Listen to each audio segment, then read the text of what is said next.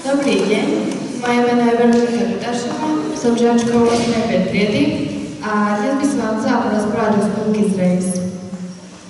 Koncom septembra 2016 prebehol na Slovensku už 3. ročník Európskeho týždňa športu.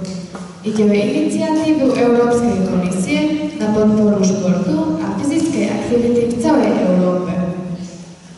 Hlavnou témou tohtoročnej kampane je Be Active, nabáda ľudí k pohybu počas celého roka.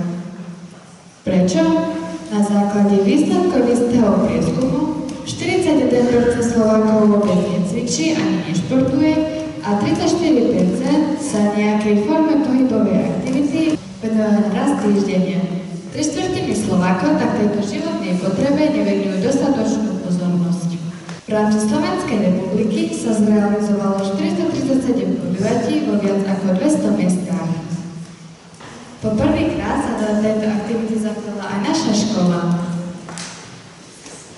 16.6.2016 sme usporiadali prvý ročník Spooky's Race. V areáli našej školy sme spoločne s našimi učiteľmi vytvorili zaujímavý prekážkový beh preteky štvorčlenných tímov. Trať bola rozdelená na 15 stanovíšť, a to beh, plazenie, preskoky, trepy, nosenie bremena, koordinačné rebríky, posilňovanie popri trati, slalom, podliezanie, lúčkovanie a skok do diaľky. To všetko museli pretekári zvládnuť.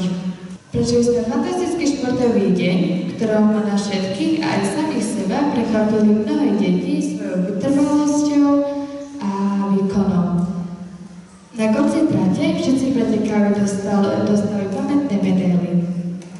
Víťazom bol každý, kto zvládol celú trať a už sa tešíme na následujúci ročník. Ďakujem za